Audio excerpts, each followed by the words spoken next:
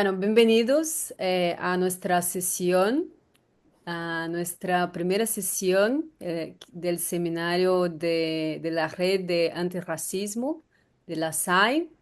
Esta sesión estamos haciendo en celebración al Día Internacional de la Diversidad Cultural y tenemos la alegría de recibir aquí a Celia Premá, que es doctora en comunicación, es profesora asociada del Departamento de Antropología de la Universidad de Barcelona y profesora sustituta del Departamento de Antropología de la Universidad Autónoma de Barcelona. Celia también es especialista en convivencias, juventud e interculturalidad. Hace investigación aplicada y transferencia en políticas públicas. El título de su ponencia es Islamofobia, Género y Resistencia Comunitaria, Prácticas de las Mujeres Jóvenes Musulmanas en el área metropolitana de Barcelona. Así que vamos a iniciar la presentación y al final hay un pequeño debate, ¿no? Sobre la presentación, en lo que algunas preguntas y bueno, bienvenidos. Celia, cuando quieras puedes empezar.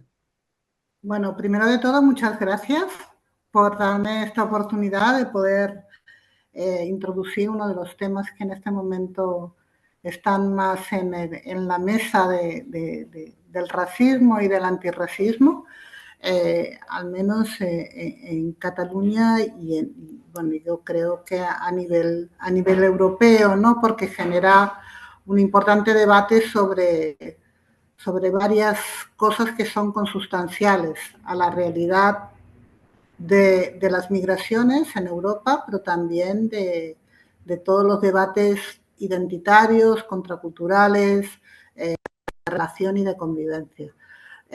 Me gustaría, antes de empezar, poder explicar de dónde surge. Yo estuve muchos años trabajando como profesional de lo social y lo comunitario con jóvenes y especialmente en los espacios de convivencia, y a posteriori me fui metiendo en el tema de las migraciones juveniles, y fue cuando llegué a Marruecos que descubrí un mundo absolutamente diverso a aquello que yo tenía constituido en mi cabeza, y descubrí el mundo de las mujeres en Marruecos. También lo había descubierto en Cataluña.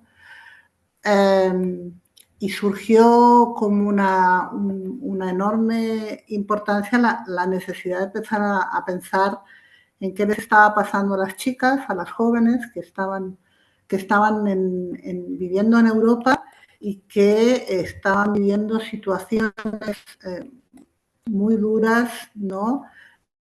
De vulnerabilidad y de violencia, ¿no? Eh, yo venía de un proceso Basel Power, ¿se ve? Basel Power, Sí, sí. vale. Eh, una de las primeras cosas que descubrí, ¿no? Y este es un debate que ya existía previamente, antes de empezar, era un debate antiguo, el tema del velo, ¿no? El uso del velo, ¿no? Y todo el debate de la muestra de las prácticas religiosas en los espacios públicos, en los espacios colectivos. Pero, pero sí fue descubriendo que poco a poco, ¿no? En el momento que yo decidí empezar esta investigación, que estoy en una fase preliminar, ¿no? Y después de haber trabajado mucho con jóvenes de origen marroquí, y donde el debate de la islamofobia, al menos en Cataluña, era importante, me pareció que estaban sucediendo cosas en el ámbito comunitario que no se estaban viendo, que las chicas estaban tomando un papel que no se lograba vislumbrar, y que las que habían migrado de muy pequeñas, o habían emigrado, o vivían o habían nacido aquí, se estaban encontrando con un debate profundo, ¿no?, sobre sus identidades, sobre las violencias vividas en el proceso migratorio y en los espacios de relación. Por tanto, me parecía que aunque me iba a topar con muchas paredes y con muchos muros, eh, pues pensé que era importante poner el tema en la mesa. Por más que en algún momento sí que ha habido, ¿no?, algunas chicas, algunas mujeres que pusieron su debate en la mesa de una forma explícita, pero poco a poco se fueron retirando por la enorme cuestionamiento permanente que estaban viviendo. Yo soy profesora de antropología en la UB y además doy trabajo social. Fui encontrando poco a poco algunas chicas que venían diciendo, ¿no?, que inclusive aquellas que tenían éxito y que llegaban a la universidad estaban viviendo situaciones de mucha violencia, no tanto por sus prácticas religiosas, sino por ser musulmanas, ¿no?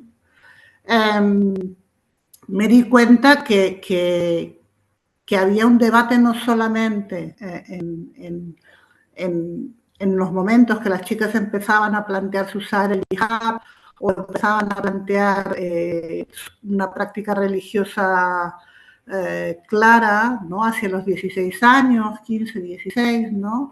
Empezaban a aparecer chicas que planteaban o cambiaban, ¿no?, el modelo de agencia, ¿no?, que tenían en Europa. Me empecé a dar cuenta que en su cuestionamiento no solamente había una cosa en relación a sí mismas, sino también había un diálogo con la acogida, con las escuelas, con amigos. Eran niños y niñas que se habían socializado aquí en Cataluña, bueno, en Cataluña, en el resto del Estado, bueno, en fin, mi espacio de trabajo era aquí. Se habían socializado con chicos y chicas y de repente, ¿no?, necesitaban hacer un proceso identitario importante. En esos años también, en todos estos años han pasado muchas cosas,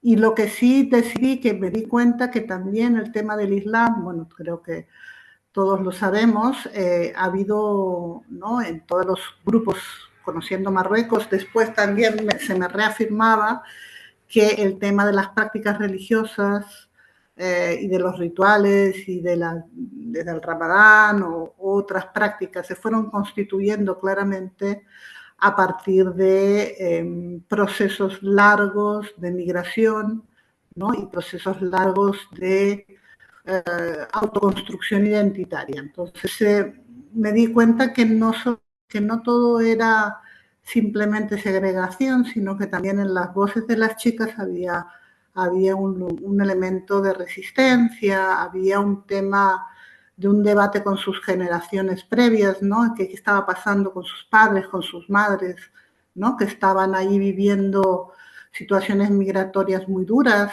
¿no?, falta de idioma, falta de inclusión, madres que no lograban entrar a trabajar, padres sin papeles, bueno, situaciones complejas. Algunas chicas venían de vivir en Marruecos la primera infancia, por tanto no era evidente que podían llegar a primer momento y habían vivido, ¿no?, con una construcción cultural de origen, sus abuelas, abuelos en los pueblos, ¿no?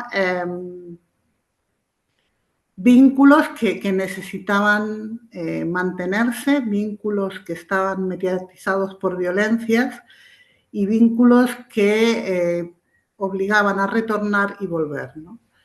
Todo eso se fue constituyendo, ¿no? Y en muchos de este proceso fui descubriendo, ¿no?, que había no solamente un debate de género, feminista, interseccional, pero también hay un debate de colonial, ¿no?, que no solamente planteaban el velo como una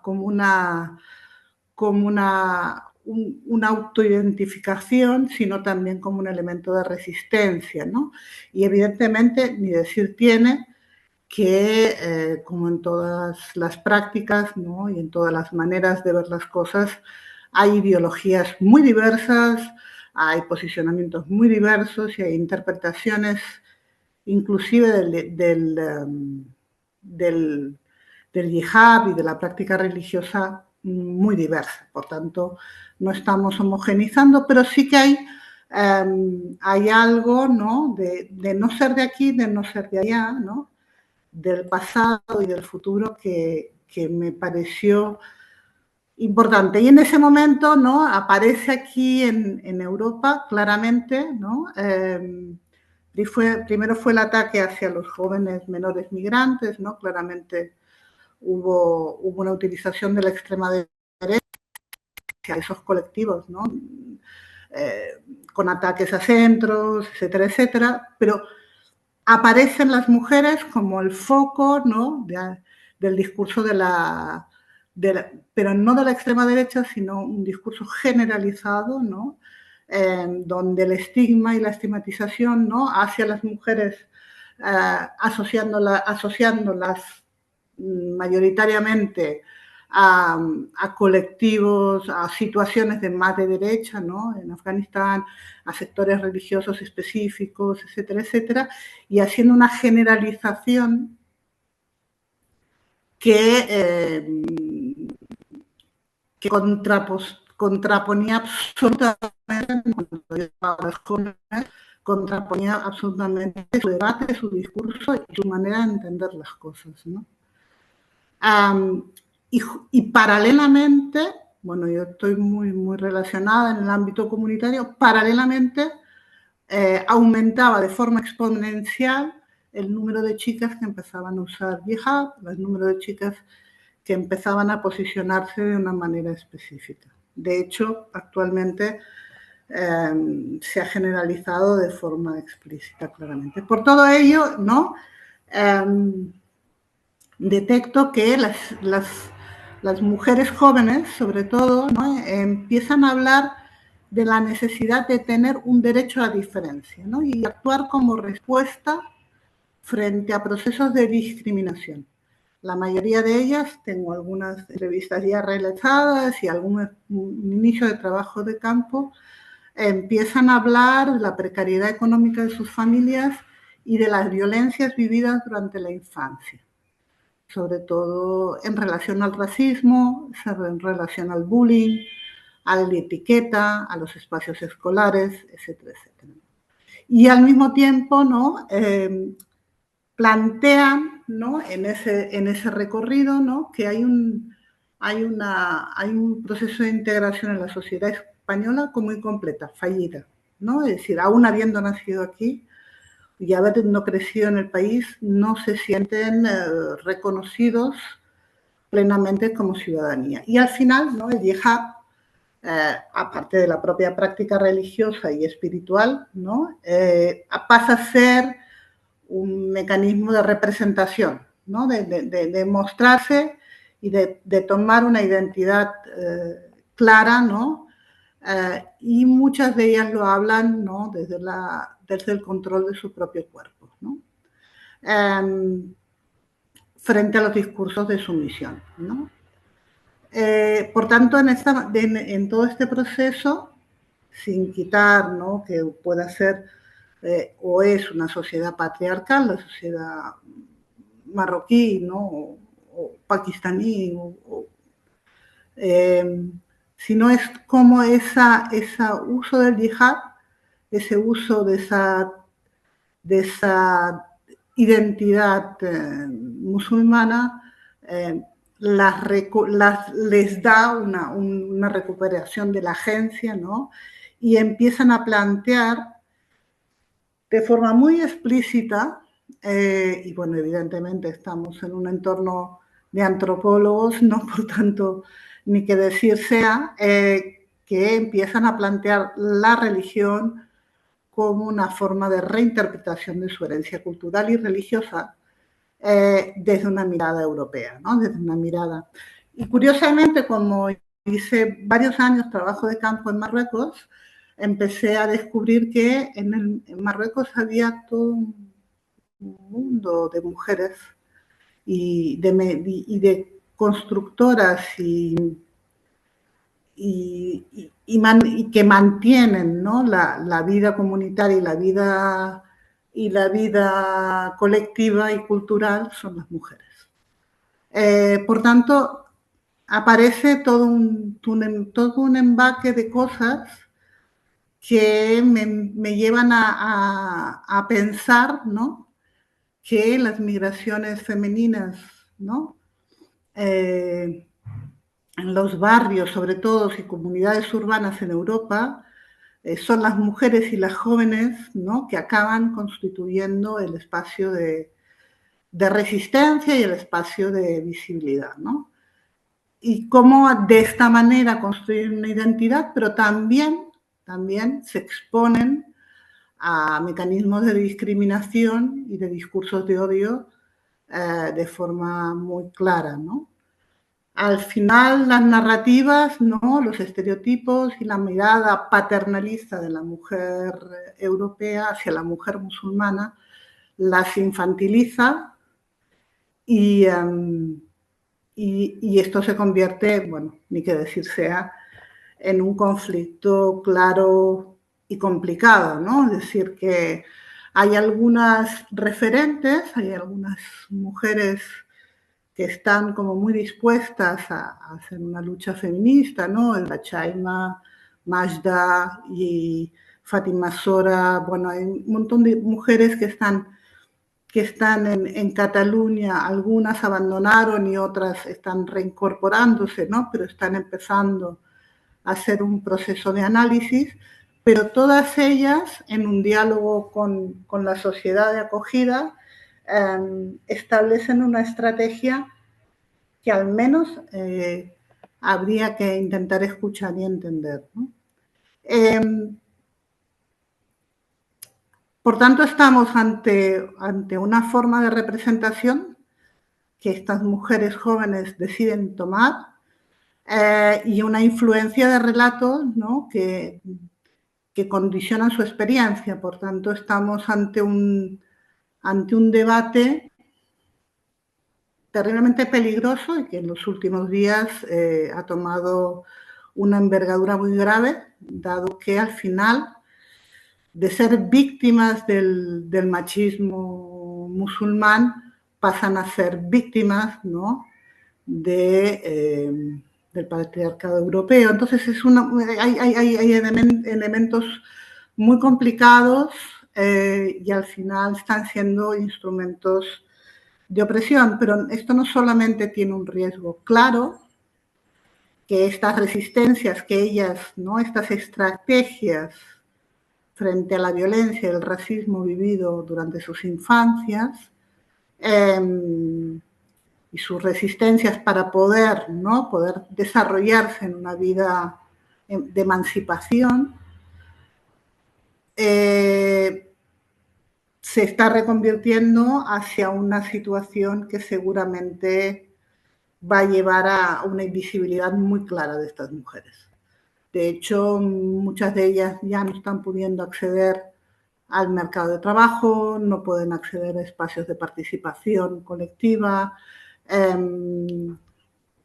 Bueno, está siendo una situación muy complicada y, como decía al principio, ha habido agresiones específicas estos días que lleva a que seguramente en medio breve plazo desaparezcan de los espacios públicos, reafirmándose al final el discurso estereotipado de odio, ¿no? Por tanto, decidí empezar esta investigación conociendo un poco sus relatos, ¿no?, su historia, y sí que me parece importante, ¿no?, desde la antropología o la antropología aplicada, intentar buscar poder construir otras narrativas, ¿no?, otras narrativas sobre aquello que les sucede, ¿no?, y aquello que les está pasando, ¿no?, intermediar, ¿no?, para que pudiera darse voz, ¿no? Pero también me parece importante poder hacerlo en un entorno en un entorno comunitario, que es mi especialidad, ¿no? Donde en el día a día, en el cotidiano, donde ellas tienen que desarrollar sus vidas.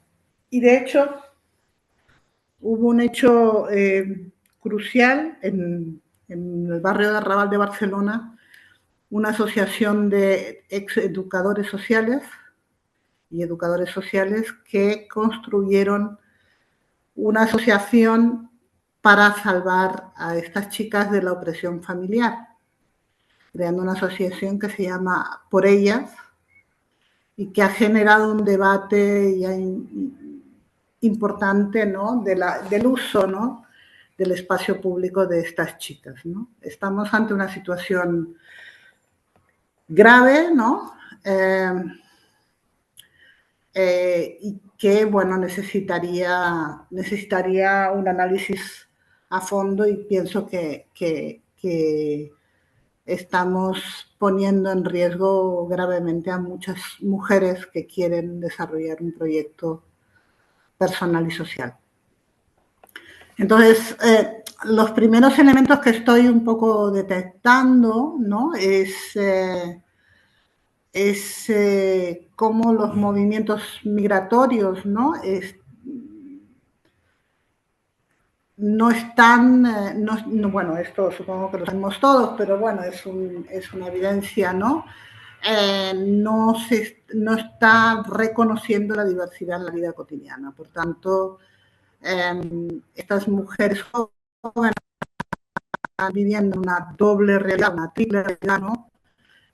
Hacia sus padres y hacia un futuro emancipador para ellas, limitado por la exclusión y por la violencia a lo largo de su infancia, está provocando en muchas de ellas una necesidad de reconstruirse, de reconocer su pasado, de reconocer, y esto me parece importante, reconocer su herencia familiar de género. Es decir, hablan de sus madres, hablan de las mujeres de su familia, de ser transmisoras de lo colectivo, ¿no? De poder reinterpretar el Islam como una transmisión de valores. Por tanto, están intentando constituirse, ¿no? en un entorno europeo, ¿no?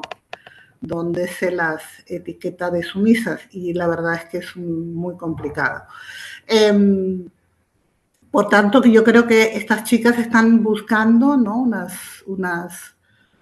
Ya lo insisto, desde ideologías muy diferentes, pero están buscando, ¿no? Un enfoque postcolonial y un cambio de la identidad musulmana de hoy, que no tiene nada que ver con lo que está pasando en Marruecos, que justamente el debate en Marruecos pasa por un feminismo mucho más europeo que las chicas europeas que están intentando, ¿no? reivindicar un espacio colectivo. Tienen un posicionamiento muy claro, de hecho prácticamente todas las representantes públicas, ¿no? o mujeres que están haciendo un debate de resistencia antirracista contra la islamofobia, es en un 90% de líderes comunitarios, líderes de barrio, representantes universitarias, inclusive la regidora del Ayuntamiento de Barcelona, todas son mujeres, todas. Algunas llevan hijab, otras no, depende de cómo tengan que mediar por su realidad, pero sí que todas están en el mismo debate. Y representan el Islam o plantean el Islam como muy relacionado con la sociedad de acogida. Ellas hablan de calma, ¿no? Hablan de paz, ¿no? De pérdida del miedo a la violencia. En algunas entrevistas surge claramente, ¿no? Me da tranquilidad, me protege, ¿no? Y evidentemente muchas van desde la opresión femenina hasta la expresión de su propia participación en la vida comunitaria, ¿no? La necesidad de poder enfrentarse a una realidad compleja, ¿no?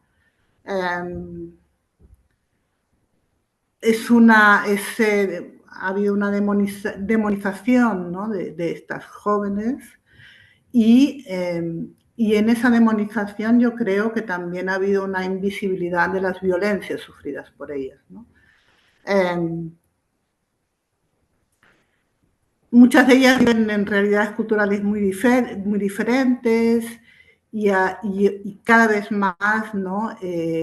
Están viviendo, y bueno, de hecho es una realidad que cada vez más están viviendo situaciones de violencia en los espacios públicos, en los espacios de calle. Sin embargo, ¿no? Los medios de comunicación y las redes sociales están llevando a que han decidido tomar el espacio público desde un posicionamiento claro. Y cada vez más, eh, hay chicas con yihad pues, caminando por la calle, con diferentes estilos, con diferentes modos de vestir, inclusive, ¿no?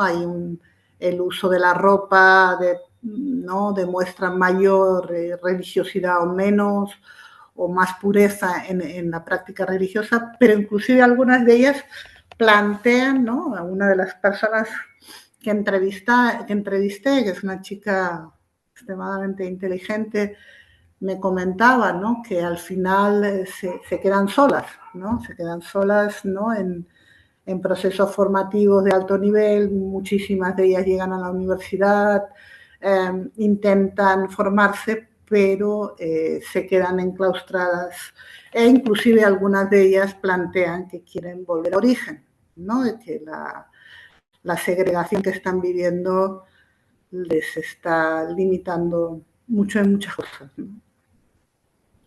Eh, También decir que, como os decía antes, y no sé si me estoy repitiendo, pero todo este proceso es un proceso intergeneracional, ¿no? De herencia entre mujeres. Las madres tienen un peso impresionante. Hay algunas, ¿no? Hay toda su construcción, ¿no? Su participación, su afectividad pasa por el mundo de las mujeres. Eh, y todo ese recorrido vital, ¿no? Y las oportunidades futuras, bueno, podemos decir que mayoritariamente, ¿no? En la llegada a Europa para muchas mujeres musulmanas significa una oportunidad, ¿no? De que sus hijas puedan desarrollarse, lo mismo que hicieron las mujeres andaluzas en un momento dado cuando llegaban a Cataluña, ¿no? Y tuvieron una proyección hacia sus hijas para que pudieran llegar a oportunidades. Está siendo muy controlada y muy limitada por la violencia migratoria, ¿no? Entonces estamos ante un proceso, ¿no? Que ellas autodenominan comunidad moral, ¿no?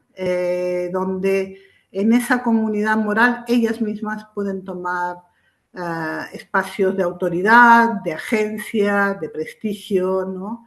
Y que al final quizás son las personas o el grupo que puede llegar a generar un cambio si la violencia racista no acaba siendo limitante.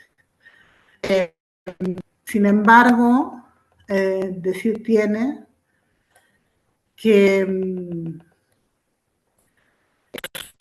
los tiempos todos los procesos de polarización que se están dando en la extrema derecha también se están dando, perdónate, también se están dando, deja de comentar, también se están dando en colectivos musulmanes, ¿no? Es decir, en todos los estamentos, y que esto puede llevar también a situaciones muy complejas, ¿no? Por tanto, es muy importante, ¿no? Como preservarlas, porque si no las preservamos, seguramente, ¿no? Me parece un compromiso ético, ¿no? Desde la acogida, desde Europa, ¿no? Estamos llevando a muchas chicas a situaciones muy complicadas, ¿no? El domingo, después Michelle lo va a intentar compartir. Hubo un ataque racista con golpes a 4 mujeres que estaban vestidas con hijab. Los ataques y los insultos en el metro, en la calle, son permanentes. Pero ya este domingo hubo un ataque explícito, especialmente por un hombre. Curiosamente, la denuncia, según sale en el periódico, solo la ha hecho una mujer, porque sí que se ha planteado, ¿no?, que es un debate de feminista, ¿no? Es un debate que la llegada de la mujer musulmana con su posicionamiento es un cuestionamiento del feminismo europeo.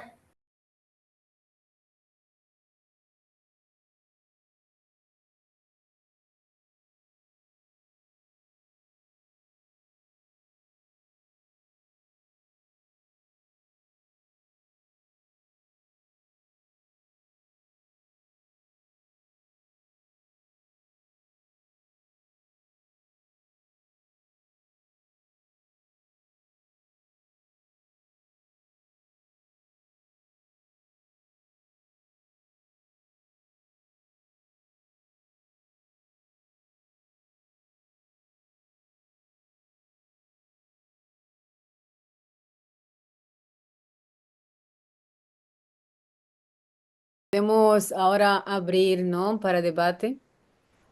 No sé, Albert, si tienes comentarios, dudas, alguna pregunta sobre la presentación de Celia. Celia, muchas gracias por la presentación. Realmente es un tema muy complicado, muy complejo y que es necesario debatir, ¿no? Y abordarlo.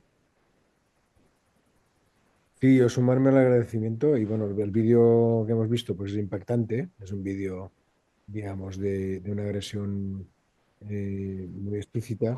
Yo sí que no sé si, bueno, más que por el vídeo, por la temática y toda esta presentación general que nos has hecho, un poco de puntos de vista, sí que tenía curiosidad por algunas cosas concretas relativas al perfil de estas mujeres, de estas chicas, ¿no? Por ejemplo, me preguntaba hasta qué punto tiene importancia, porque en algún momento de la presentación has hablado de contextos urbanos, ¿no? Hasta qué punto el contexto concreto donde residen estas personas, ¿no? Y donde se desplazan más por una ciudad, imagino que estaremos hablando de Barcelona, pero no sé, habría que ver, o de área metropolitana, pero no sé cuál sería el contexto, hasta qué punto el contexto particular urbano, ¿no? Pues marca las condiciones urbanas en las y sociales en las que viven estas personas, tienen alguna influencia, o si es una cosa que se extiende y no tiene nada que ver, o un poquito que nos plantearas. Pues esta imagen que nos has puesto parece pues un espacio un ámbito de espacio público, pero me preguntaba hasta qué punto, pues eso, había unas condiciones sociales particulares de algún contexto urbano que marcaran, ¿no? Que esta cuestión se viviera de una forma o de otra y hasta qué punto la cuestión social tenía algo que ver. La otra pregunta bueno, tenía más, pero voy a dejarlo aquí para poder, si Michelle tiene alguna más y si no, luego comentamos. ¿Cómo verías tú esta cuestión, Celia? Gracias. Gracias. Bueno, a ver, yo la investigación he decidido hacerla en el área metropolitana porque me parece, primero porque es una realidad donde el urbano tiene, ¿no?, tiene un peso importante, ¿no?, en las relaciones cotidianas, ¿no?, tanto por la invisibilidad como por la visibilidad, ¿no?, de estos colectivos, ¿no?, de la posibilidad de acceso a participación, ¿no?, teniendo en cuenta que para mí la clave de este tema es la agencia, ¿no? Es decir, que estas chicas puedan participar en la vida colectiva, ¿no? Entonces, claro, evidentemente he partido de tres entornos donde se trabaja claramente la interculturalidad. Son 3 territorios donde tengo alianzas, ¿no?, con agentes públicos que me permiten acceder al terreno, pero yo no creo que sea un tema puramente urbano, ¿no? Creo que en el ámbito urbano, en el espacio público, es donde las agresiones son más explícitas, pero podemos hablar desde Ripoll con, con, la, la alcaldesa, ¿cómo se llama? Nunca me sale el nombre, ¿no? Como en los ámbitos rurales, ¿no? Donde estas mujeres puedan sentirse más segregadas inclusive, ¿no? Yo creo que sí que hubo un proceso en los años 2000, 2025, digamos, 20, 25 años, donde chicas, las chicas, ¿no? Y las niñas, niños, ¿no? Podían ir a escuelas más segregadas o menos, pero mayoritariamente estaban en un contexto donde lo público y lo colectivo era válido, ¿no? Es decir, participaban en el Yeura, participaban en actividades públicas, estaban en espacios relacionales, pero ha fracasado ese proceso. Para mí, el fracasado. No del todo, por supuesto, hay chicas que han logrado llegar a la universidad, hay chicas que han logrado desarrollarse, pero es un proceso que está marcado por una violencia cuando en el debate hay. Entonces, para mí el tema es una generación siguiente que está dolida, golpeada y sobre todo es una generación que no está logrando resolver. Por tanto, lo urbano, pues sí, explícitamente genera violencias más cotidianas, los microrracismos permanentes, el acceso a la vivienda, al trabajo, a mil cosas, en los estudios, en la universidad, en los espacios educativos, en los espacios de ocio, es decir, que hay toda una dinámica. Pero en el mundo rural seguramente lo que está generando es una mayor invisibilización, ¿no? De estas chicas en espacios públicos y colectivos, ¿no? Por tanto, yo no creo que sea un tema puramente urbano, sino yo creo que es un tema más de largo alcance. Esa es mi opinión, pero vaya, no sé. Ya digo que hay que trabajarlo más todo esto. Esto es un tema inicial para mí, ¿eh? Yo tengo preguntas también.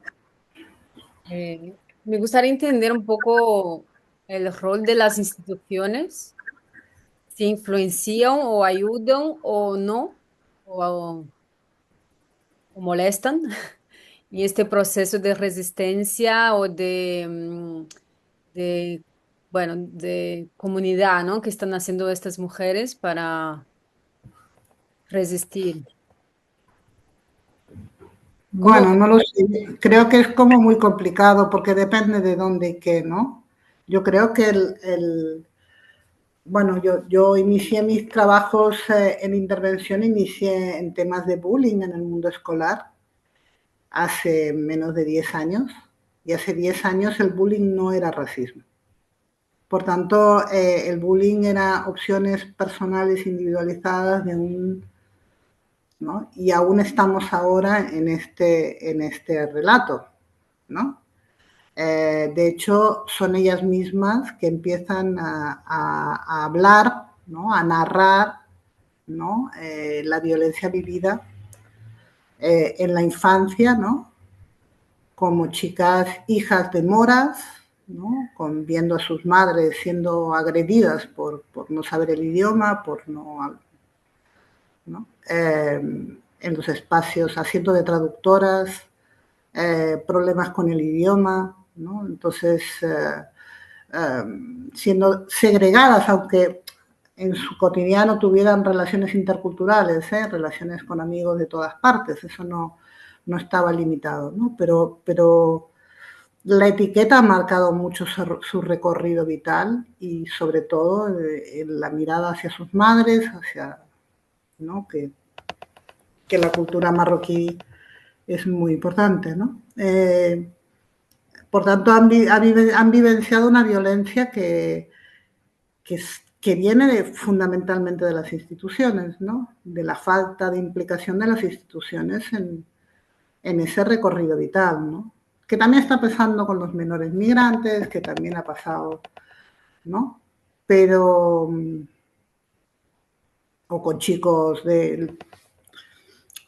que ahora están hablando de identidad y no, es un tema, pero no es lo mismo el que migra y el que está buscándose la vida, que está viviendo situaciones muy concretas, que los jóvenes, ¿no? que han vivenciado y que nadie se ha preocupado explícitamente, ¿no?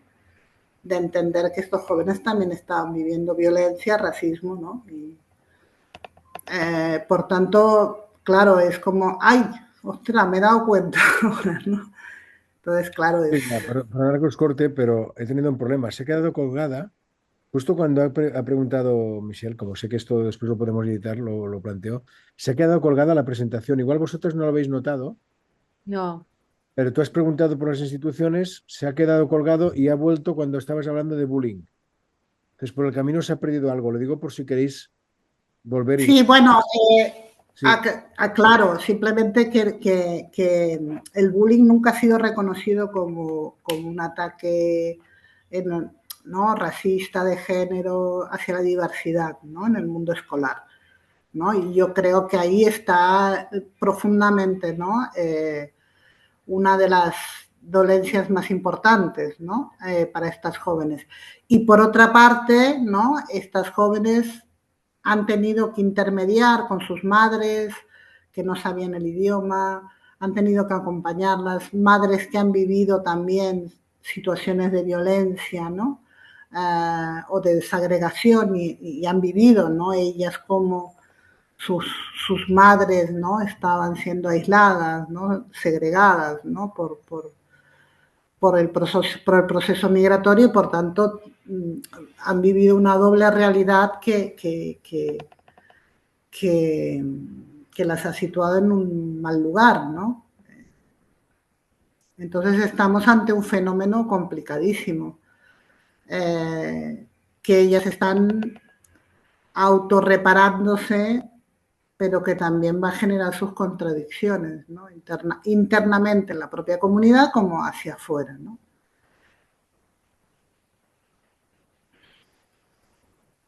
Una otra pregunta que me gustaría hacer eh, sobre Pero bueno, un debate, ¿eh? Porque cuando hablas de la religión que actúa como herramienta de autoafirmación, además de quizás del velo o de ropa, ¿no? ¿Qué otras manifestaciones o de qué manera exactamente la religión se actúa? yo creo que hay una cosa de espiritualidad y que a mí me gustaría, ellas hablan de protección, ¿no? De calma, delante de todo el proceso vivido, ¿no? De sus propios padres y de ellas mismas, ¿no? Y cómo eso les da una calma y les permite tener agencia, sobre Claro. todo. A mí eso es lo que en las entrevistas realizadas hasta el momento, todas, sin excepción, me hablan que el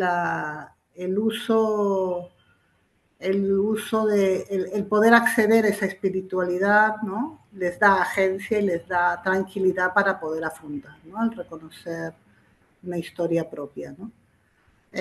Por tanto, aquí hay un debate que también tengo que profundizar, es la decisión de ponerse el velo o no ponerlo y el miedo que provoca del racismo, ¿no? De la islamofobia de género hacia ellas, ¿no?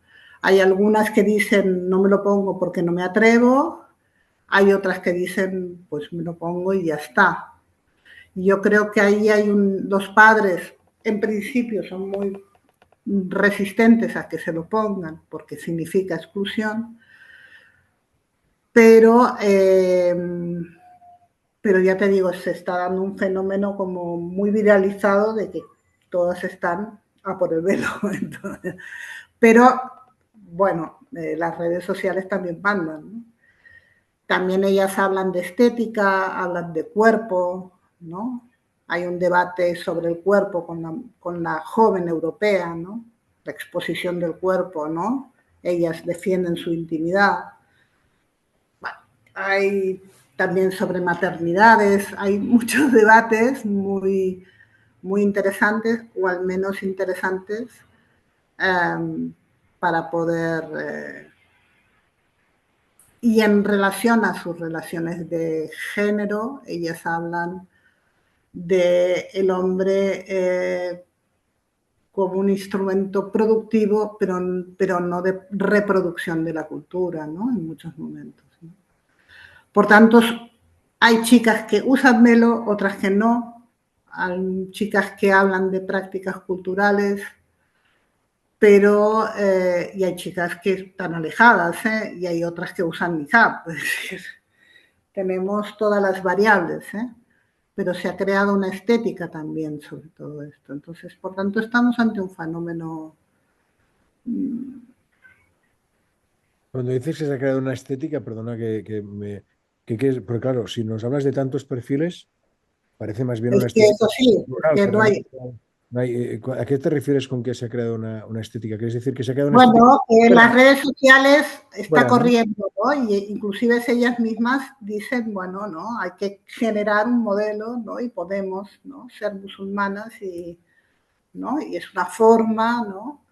De situarnos, ¿no? Está corriendo en las redes. Bueno, los chicos al final van por modas, pero por tanto hay todo un mundo detrás que hay que analizar y comprender.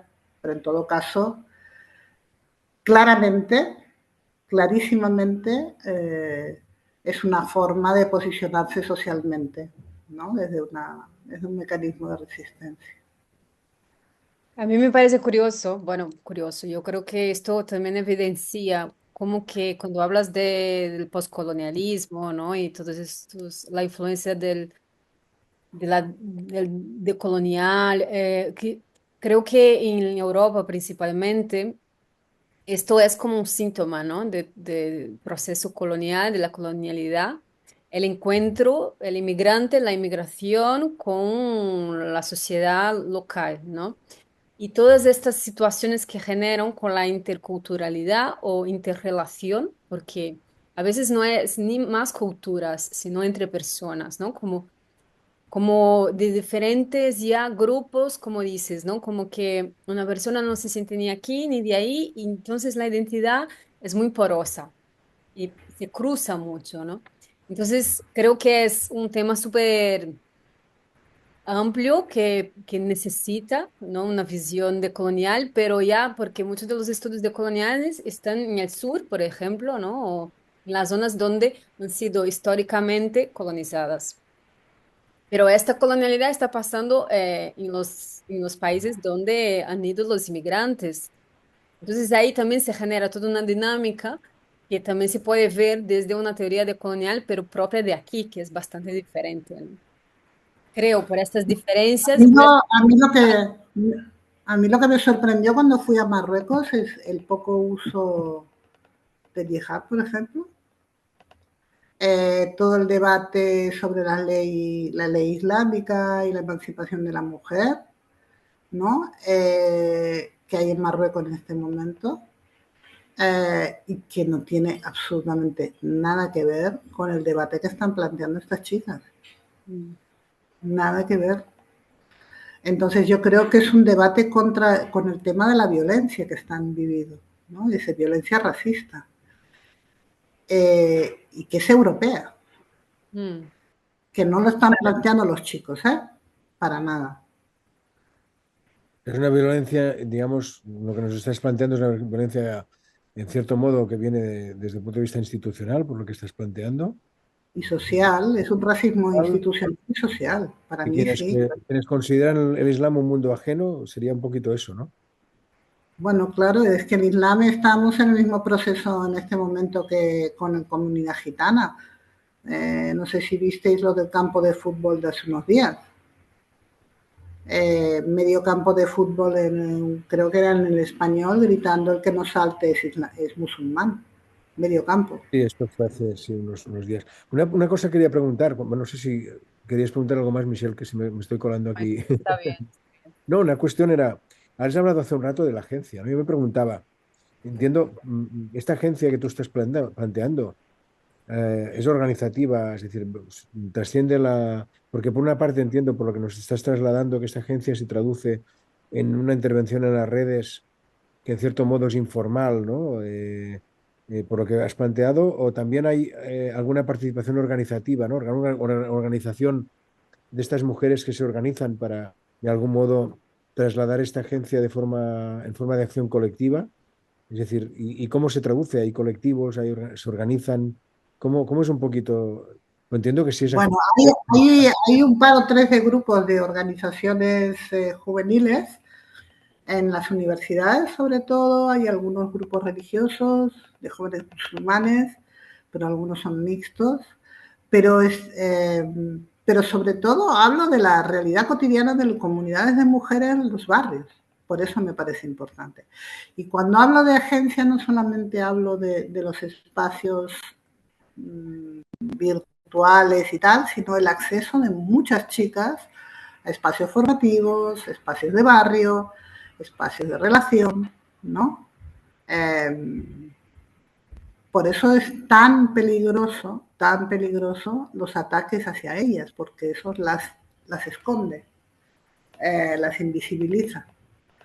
Eso es lo que estoy diciendo. No sé si me sé explicar bien, porque necesito todavía construir mejor, pero el hecho para mí es que la violencia racista que han vivido en su infancia, en su adolescencia, ¿no?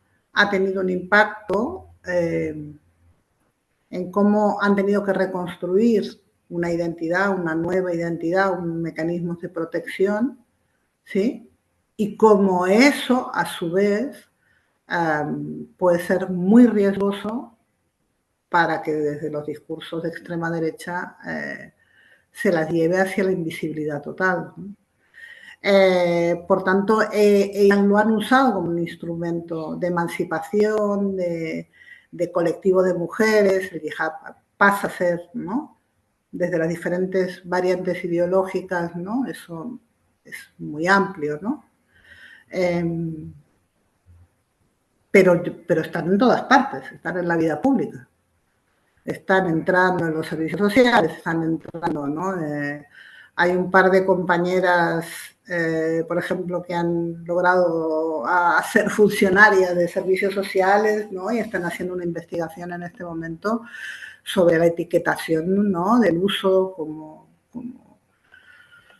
como las que se ocupan de los migrantes, ¿no? Es decir, están haciendo un debate y llevan las dos yihad, ¿no? Y una es profesora universitaria. Quiero decir que estamos ante un montón de mujeres musulmanas que están reivindicando ser musulmanas y tener derecho a hacerlo y hacerlo de forma diversa. Pero otras mujeres haciendo poesía, hay una Fátima Sajet que está haciendo poesía hablando de las maternidades y de la relación con la madre y la cultura, ¿no? Construida específicamente. Pero claro, esa realidad está muy bien de mujeres que han logrado hacer esa lucha, esa resistencia, ¿no? Y que se están visibilizando. Pero claro, en los barrios, ¿no? En los barrios pobres, ¿no? En las zonas urbanas, como decías tú antes, eso puede ser carne de cañón. No sé si me estoy explicando, ¿no?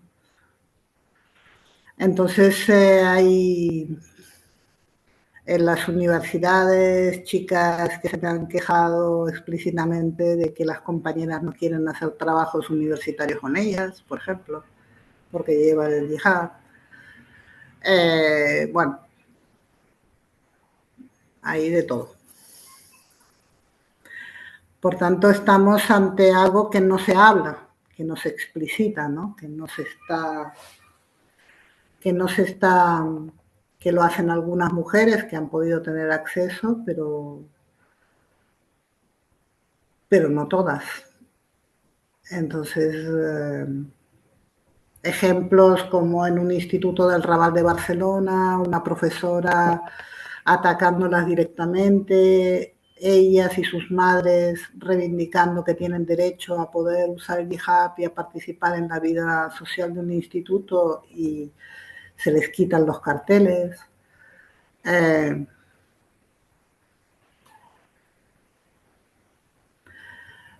Bueno, eso se puede convertir, se puede reconvertir, ¿no? Pues tiene su doble cara, ¿no?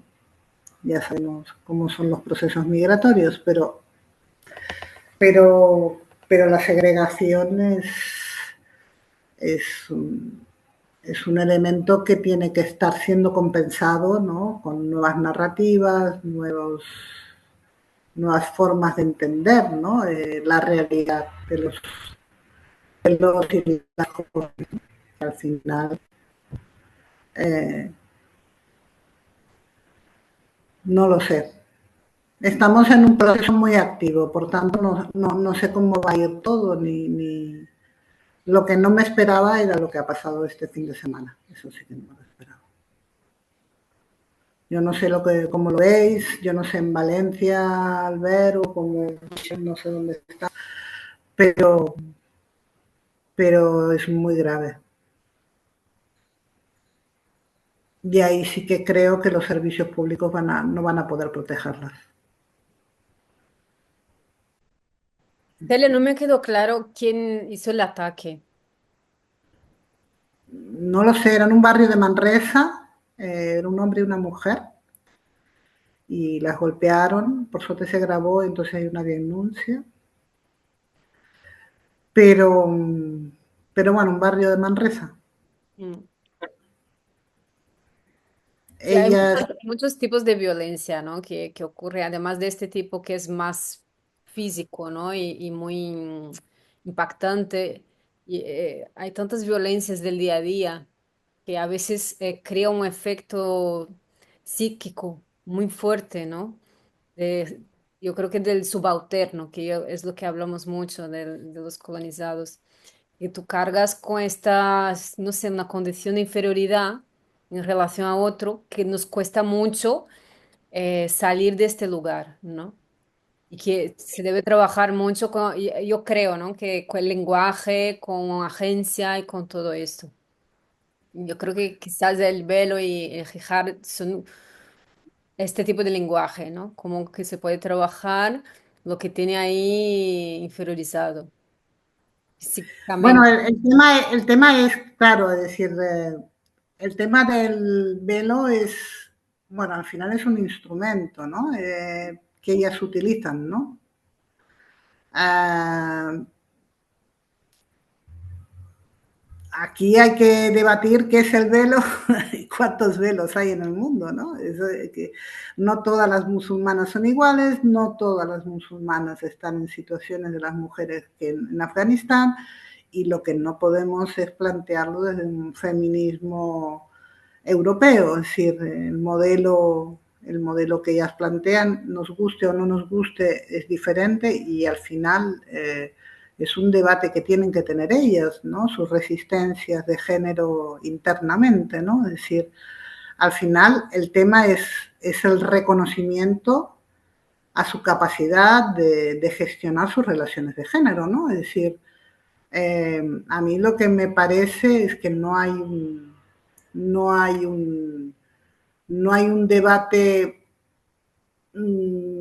claro entre el mundo feminismo blanco y el feminismo decolonial, musulmán, afrodescendiente o indígena, o yo qué sé, ¿no? Es decir, al final no. Cramshaw lo decía claramente, es decir, no podemos hablar, ¿no? ¿Cuáles instrumentos están utilizando estas mujeres para poder hacer ese debate público o colectivo? Eh, Al final, sí, claro, evidentemente, son sociedades patriarcales, pero también lo es la nuestra, ¿no? Es decir, que no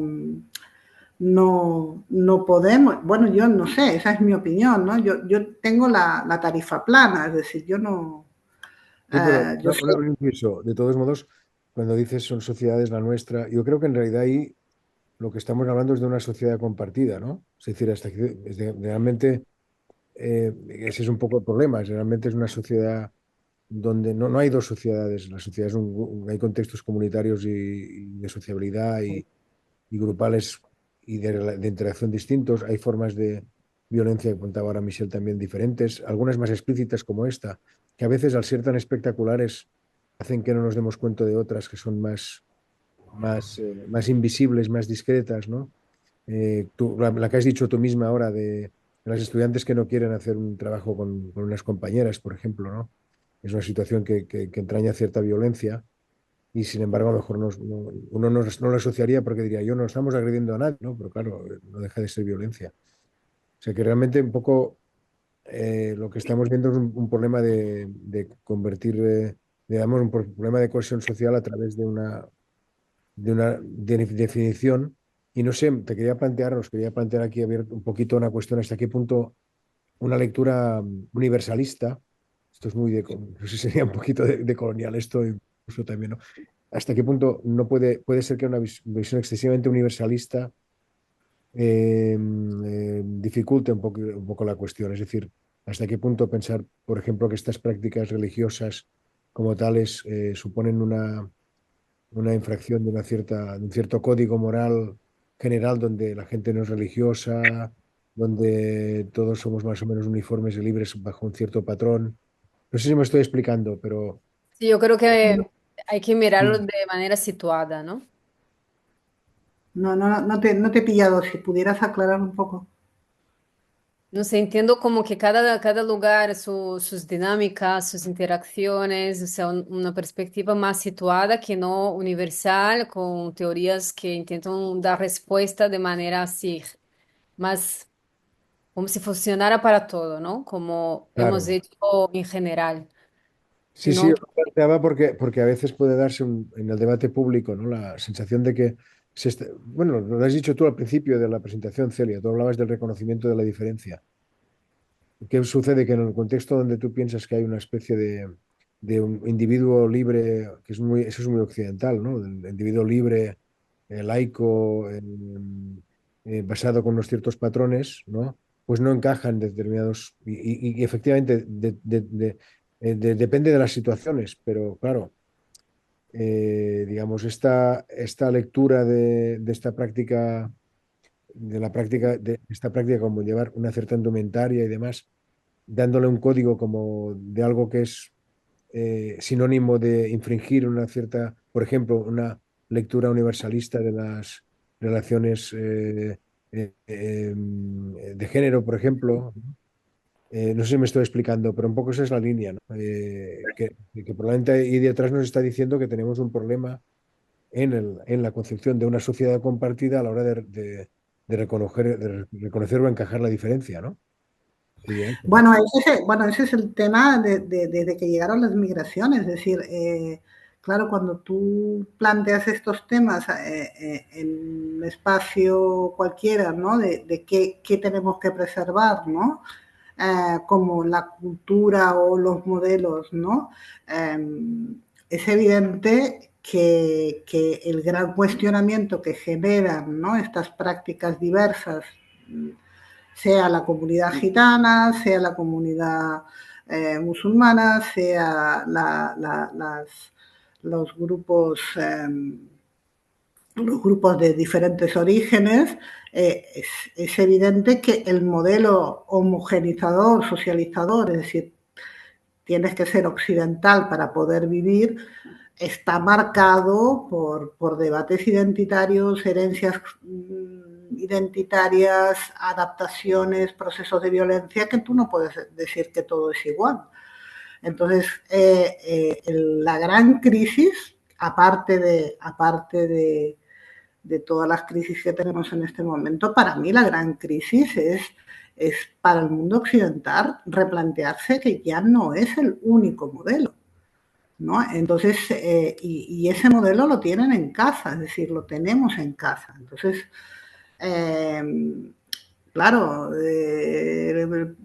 te vas a Londres y Londres, no sé, por decir, no, es una ciudad que por todas partes es diversidad y la diversidad no, eh, puede llegar a tener mecanismos de equidad o de igualdad, ¿no? Que de hecho es lo que ellas plantean, de alguna manera. Yo quiero vivir como me da la gana en situación de equidad e igualdad, ¿no?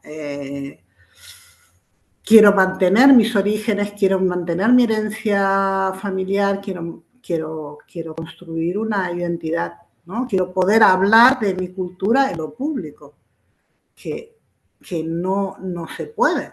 Es decir, en las escuelas de Cataluña al menos no se habla de diversidad en las escuelas.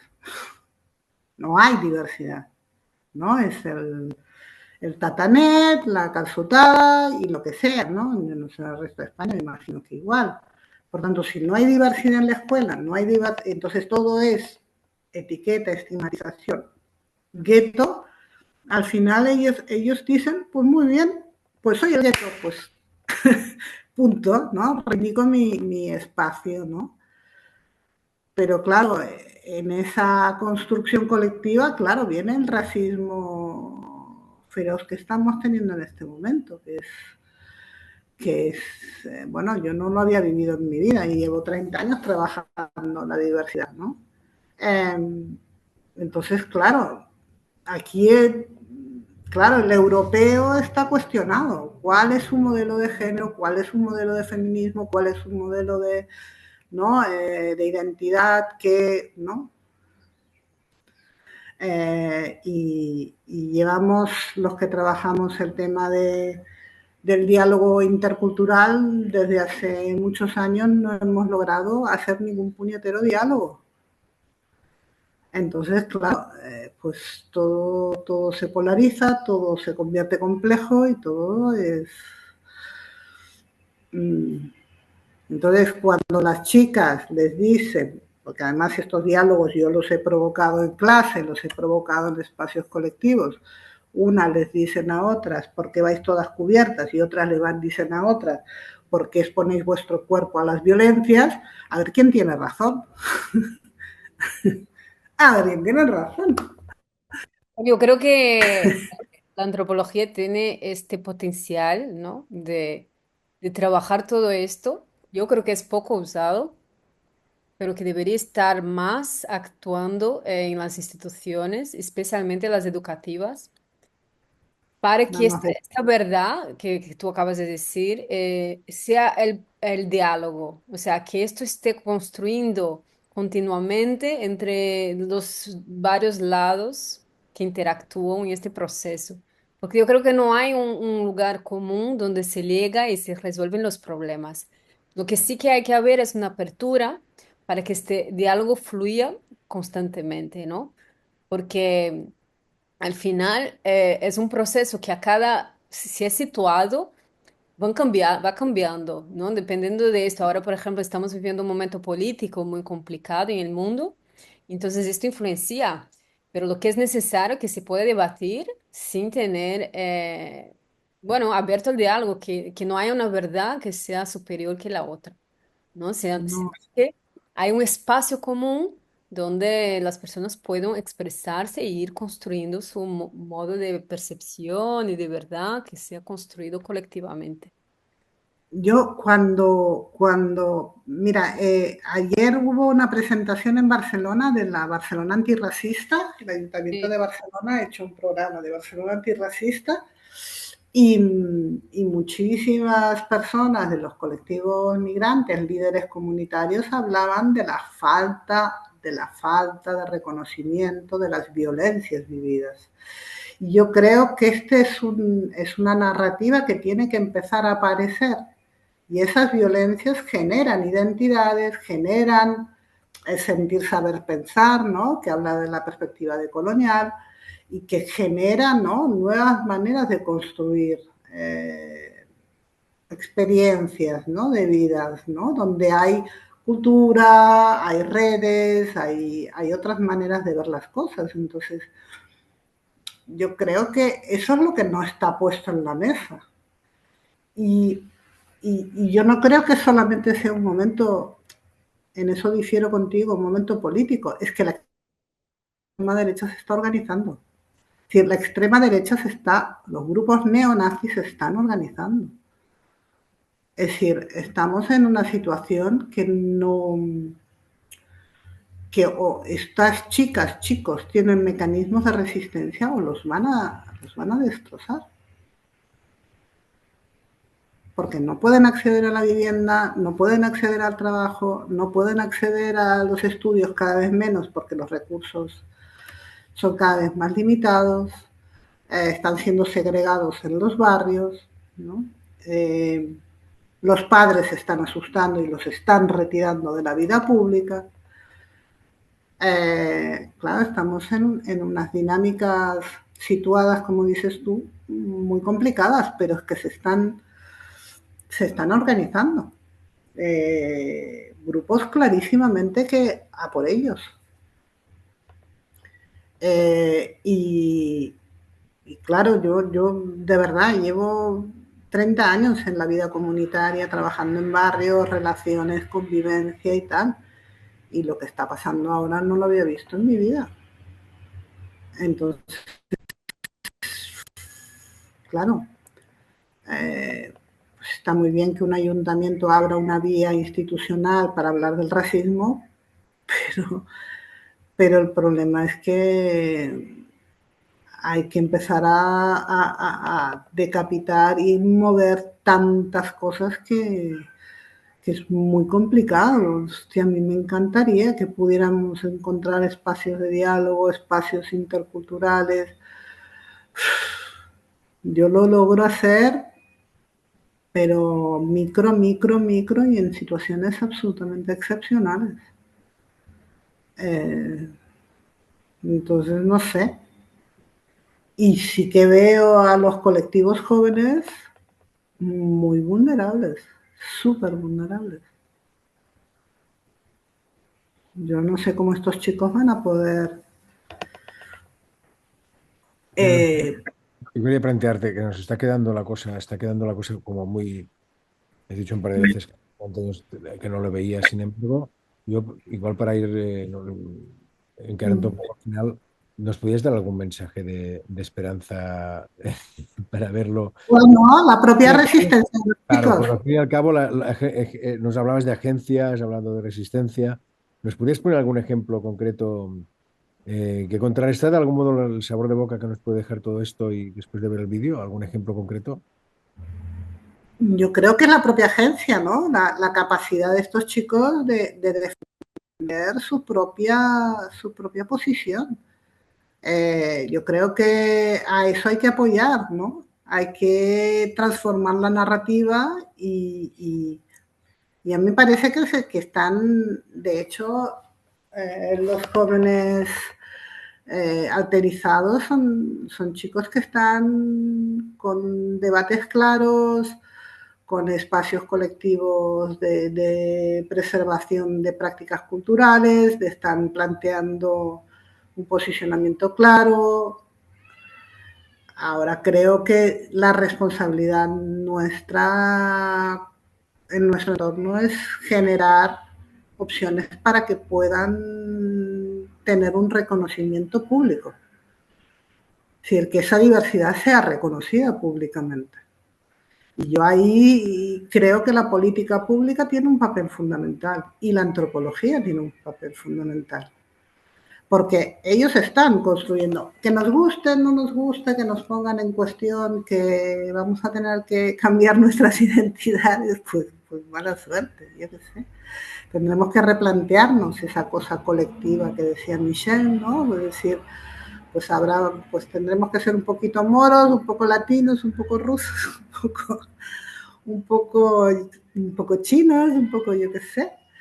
Al final, pero ellos tienen ¿no? Es decir, yo estoy muy metida en los movimientos antirracistas y hay unas brutales personas que están cuestionando sus propias identidades, sus propias experiencias, sus propias maneras de ver el mundo, sus propias idiosincrasias, ¿no? Por tanto, yo creo que necesitan en el caso de los jóvenes, que es mi especialidad y en lo que yo trabajo, ¿no? Hay que darles un apoyo y hay que convencer a las administraciones para que les den espacios de participación reconocida socialmente.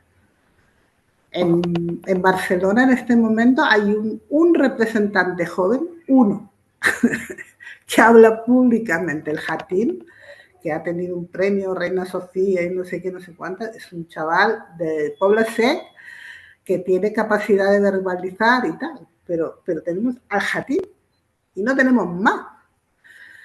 Es un problemilla. Por lo tanto, creo que por ahí va, si es positivo, que yo creo que hay que seguirla, pero hay que ver cómo se hace, no sé.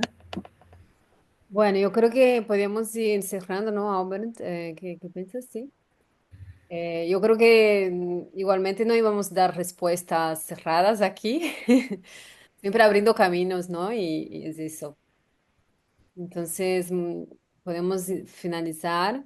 Muchas gracias, Celio. El tema Gracias. es Bueno, muy urgente y muy necesario. bueno, si al menos generar un debate, una reflexión, yo tampoco tengo respuestas cerradas, ¿eh? Yo creo simplemente que creo que hay que poner esto en el debate público, que los jóvenes no, los jóvenes necesitan tener un espacio y por tanto tenemos que ayudar a dárselo. Perfecto, pues. Albert, ¿quieres cerrar? No, nada, muchísimas gracias, que nos vemos en el siguiente y la verdad, muchas gracias por abrir este espacio, inaugurar esto, Celia, y ofrecerte a que empecemos con estas pequeñas píldoras que tratamos de dar un poquito desde ASAE Antirracismo. Y bueno, pues vamos a ver si no tenemos programada la siguiente, pero Seguro saldrá mucha gente por ahí. estamos en ello, tenemos otra en camino. Y bueno, esta pues sale en un día señalado y bueno, pues muchísimas gracias. No sé, yo creo que podemos cerrar aquí, ¿no? Muchísimas ¿Puedes gracias. parar de grabar? Ya voy a parar